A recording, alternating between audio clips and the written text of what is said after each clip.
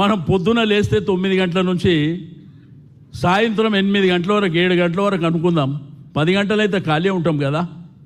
ఈ 10 గంటలలో మనం చేసేది ఏంటంటే, తప్పకుండా చాలామంది అనుకుంటారు ఏంటంటే, అరే నేను తెలంగాణ ఉద్యమంలో పనిచేసిన, తెలంగాణ కోసం పనిచేసిన, గులాబీ జెండా కోసం పనిచేసిన, కేసీఆర్ గారు 10 ఏళ్ళు ముఖ్యమంత్రి అయినరు, నాకు ఏ పదవి రాలేదు, నాకు ఏమి రాలేదు అని చెప్పి రకరకాలుగా కొంతమంది మాట్లాడుకుంటారు. అది వాస్తవం కావచ్చు, ఎందుకంటే ప్రభుత్వం కొత్తగా ఏర్పడినప్పుడు ప్రభుత్వానికి కూడా అనేకమైనటువంటి కార్యక్రమాలు, ఎజెండాలు ఉంటాయి.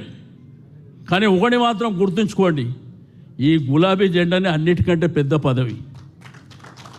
ఈ జెండాకు ఉన్నటువంటి వాల్యూ ఏంది ఎరకనా?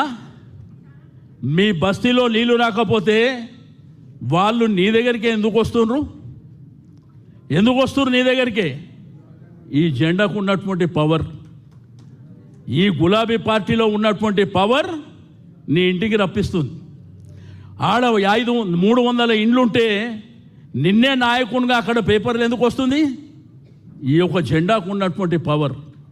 మన ప్రభుత్వం వచ్చినప్పుడు ఎన్ని మేళ్ళు చేసినాం, పెన్షన్లు ఇచ్చినాము, రకరకాల కార్యక్రమాలు, రోడ్లు వేయించినాం, ఇండ్లు కట్టించినాం, ఫ్లైఓవర్లు కట్టినాం, పార్కులు కట్టినాం, వైకుంఠ ధామాలు కట్టినాం, పంజగుట్ట బొందలు గడ్డ అంటాం కదా మనం.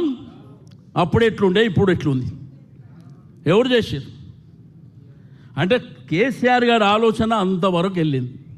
ఇప్పుడు చూస్తున్నాం ఈ ప్రభుత్వాన్ని, అదే ఫ్రీగా నీళ్ళు ఇచ్చినాం, డబుల్ బెడ్రూమ్ ఇల్లు కట్టించినాము, నిమ్స్ హాస్పిటల్ కడుతున్నాము, సన్న బియ్యం ఇచ్చి చాలా కార్యక్రమాలు చేసినాం. మనకు 100 ఉన్నాయి. మీరు ఎస్ఐఆర్లో కూడా మెంబర్షిప్ పోయినప్పుడు కూడా 5 నిమిషాలు వాళ్ళతో కూర్చున్నప్పుడు వాళ్ళకి అడగండి ఉత్తగానే, ఏమ్మా నీ బిడ్డ పెళ్లి చేసినావంట, తులం బంగారం ఇచ్చిండంట రేవంత్ రెడ్డి అంటే ఆమె ఆడ నుంచి స్టార్ట్ చేస్తుంది. అది నీకు ఎలక్షన్ వరకు రిజిస్టర్ అవుతుంది. ఏమక్క నీకు 2500 ఇచ్చిండ్రంట కదా అంటే ఆమె నువ్వేమని అవసరం లేదు, ఆ షురూ చేస్తుంది. తాతలు అవ్వల దగ్గరికి పోయి పెన్షన్ కేసీఆర్ ఇచ్చినప్పుడు 2000 ఇచ్చిండంట కదా, వీడు వచ్చి 4000 ఇస్తుండంటే ఆమె వేసుకుంటుంది. అది నీకు ఎలక్షన్ వరకు ఉపయోగపడుతుంది. ఇవన్నీ చిన్న చిన్న విషయాలు. మనం ఇంటికాడ కూర్చొని అది చేసినాం ఇది చేసినాం కంటే, మీరు రోజు మీ డివిజన్లో 50 మంది ఉంటే 50 మంది, 100 మంది ఉంటే 100 మంది కార్పొరేటర్గా కాంటాక్ట్ చేద్దాం అనుకున్నటువంటి ఎవరైతే ఆస్పిరేట్స్ ఉన్నారో వెళ్ళండి మీరు బయటికి. నీకు శక్తి 50 మందితో వెళ్తావా, 100 మందితో వెళ్తావా, 200 మందితో వెళ్ళు. బస్తీలో తిరుగు, గులాబీ జెండా వేసుకొని. ఏమ్మా నీళ్ళు వస్తున్నాయా అని అడుగు, ఏమ్మా కరెంట్ ఇస్తున్నా అడుగు. ఇప్పుడు కబ్జాలు తప్ప ఇంకేమైనా ఉన్నాయా మీ కాన్స్టిట్యున్సీలో? ఓ వైపునేమో మీ ఎమ్మెల్యే ఉన్నాడు, రెండో వైపునేమో రేవంత్ రెడ్డి ఉన్నాడు. ఇవి తప్ప ఉన్న సిటీకి దిక్కు లేదు. హైదరాబాద్లో తాగనీకే గతి లేదు. ఏం సిటీ? ఫ్యూచర్ సిటీ అంట, ఫ్యూచర్ సిటీ అంట. మాట్లాడితే హైడ్రా అంట. హైడ్రా చూసారు కదా మీ టీవీలు, సోషల్ మీడియాలో. ముఖ్యమంత్రిని వాళ్ళ కుటుంబాన్ని తిట్టింది చూసారు కదా. ఆ ఇల్లు కూలగొడితే కూలిపోయినాం. ఎట్లా తిట్టారు? నన్ను తిడితే నేను ట్యాంక్ బండ్లో దుంకి చచ్చిపోతుంటే, ధర్మంగా చెప్తున్నా, నా ట్యాంక్ బండ్లో దుంకి చచ్చిపోతుంటే నేను సేవ చేయడానికి వచ్చినోండి. అన్ని మాటలు లేనెందుకు తిట్లు తింటా?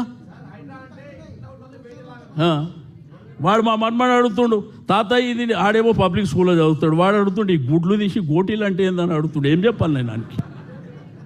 ఏం చెప్పాలి? వాడు పేగులు మెడలు వేసుకుంటా అంటారు. అరే ఒక ఉన్నతమైనటువంటి పదవి, ఈ రాష్ట్రానికి ముఖ్యమంత్రి లాంటి పదవి, అది వదిలిపెట్టి నువ్వు ఈ లాంగ్వేజ్ ఏంది? ఏమనుకుంటుర్రు? చదువుకున్న పిల్లలు ఏమనుకుంటుర్రు? ప్రజలు ఏమనుకుంటుర్రు? వాళ్ళకున్న అవసరాలు ఏంది? అవన్నీ వదిలిపెట్టి. కాబట్టి నేనేమంటున్నా, ఖైరతాబాద్లో ఇప్పటి నుంచి ప్రత్యేకమైనటువంటి దృష్టి ఉంటుంది. ఎవడు కొట్లాడతాడో, ఎంతవరకు వెళ్దామో, మీ దగ్గరికి ఎవరు వస్తారో నేను కూడా మీతో పాటే ఉంటా. ఎవ్వరు కూడా భయపడవలసినటువంటి అవసరం లేదు.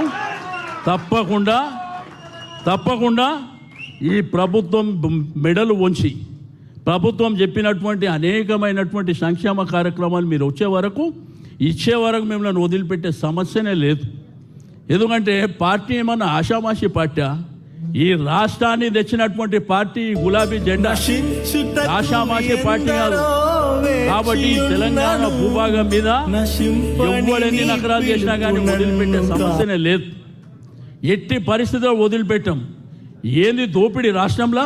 ఎవరికి దోచింది ఆడే దోసుకుంటుండు, ఎవడు ఇష్టం ఉన్నది వాడే చేసుకుంటుండు, ఏది పడితే అది. ఈరోజు ఏంటంటే హైదరాబాద్ పరిస్థితి, కేసీఆర్ గారి పరిపాలన ఎంత అద్భుతమైనటువంటి పరిపాలన అందించిండు. ఆ రోజు ప్రజలు ఎంత సంతోషంగా ఉన్నారు. ఈరోజు పండుగ చేసుకుందామంటే కూడా జోబులో 1000 రూపాయలు లేవు పండుగలు చేసుకుంటే.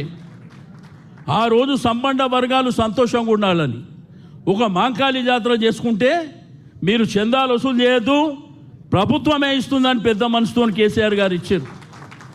ఒక రంజాన్ చేసుకుంటే పేదవాళ్ళు కొత్త బట్టలు లేదంటే తోఫా అనే కార్యక్రమాన్ని పెట్టి ఆ రోజు వాళ్ళకు ఆ కార్యక్రమం చేశాడు. అదేవిధంగా క్రిస్టియన్కు క్రిస్మస్ చేసుకుంటే ఇట్లా అన్ని వర్గాల ప్రజలు సంతోషంగా ఉండాలనేటువంటి భావనతోని కార్యక్రమాలు. ఓకే, ప్రజల అధికారం 10 ఏళ్ళ తర్వాత ఇవ్వకపోయిండొచ్చు, కానీ ఈరోజు అదే ప్రజలు ఏం చెప్తున్నారు? కేసీఆర్ గారు ఎక్కడున్నో మీరు రావాలి, కేసీఆర్ గారు మీ పరిపాలన మళ్ళీ కావాలి.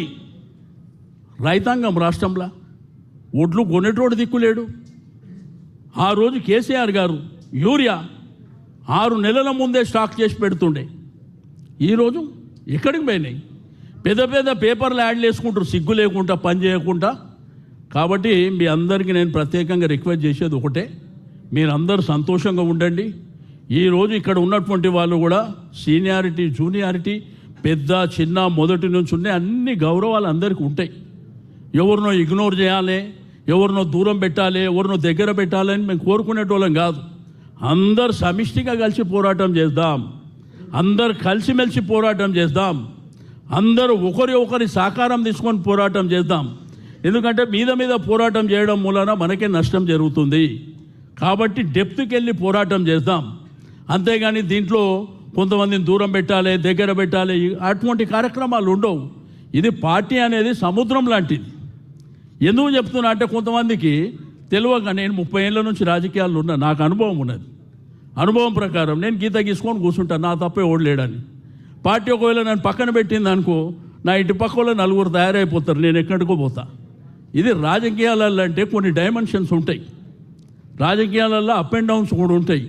ఏ టైంలో ఎట్లా జాగ్రత్త పడి ముందుకెళ్ళాలో అది మన మీద ఆధారపడి ఉంటుంది. అందుకే చెప్తున్నా, అందరం సమిష్టిగా మీకు ఎవ్వరికైనా కానీ ఏ టైంలో ఏ ఇబ్బంది, ఏ అవసరం ఉన్నా నాకు ఫోన్ చేయండి, రండి. ఇప్పటికే చాలామంది వస్తుంటారు నాకు ఖైరతాబాద్ కాన్స్టిట్యున్సీ నుంచి. మీరు ఎప్పుడు ఏ విషయానికి వచ్చినా కానీ తప్పకుండా మాట్లాడతాను. నాతోనైంది, కేటీఆర్ గారితోనైంది, వారి దృష్టికి తీసుకెళ్తాం. తప్పకుండా మీకు ఏంటంటే కాన్స్టిట్యున్సీ డెవలప్మెంట్. ఇప్పుడు మీకు శ్రవణన్న ఎమ్మెల్సీగా ఉన్నాడు, ఆయన కూడా మీరు శాసన మండలిలో కొట్లాడతాడు. మీకు ఎక్కడన్నా కమిషనరేటో లేకపోతే ఇక్కడ మున్సిపల్లో వారు కూడా రమ్మంటే రావడానికి సిద్ధంగా ఉంటారు.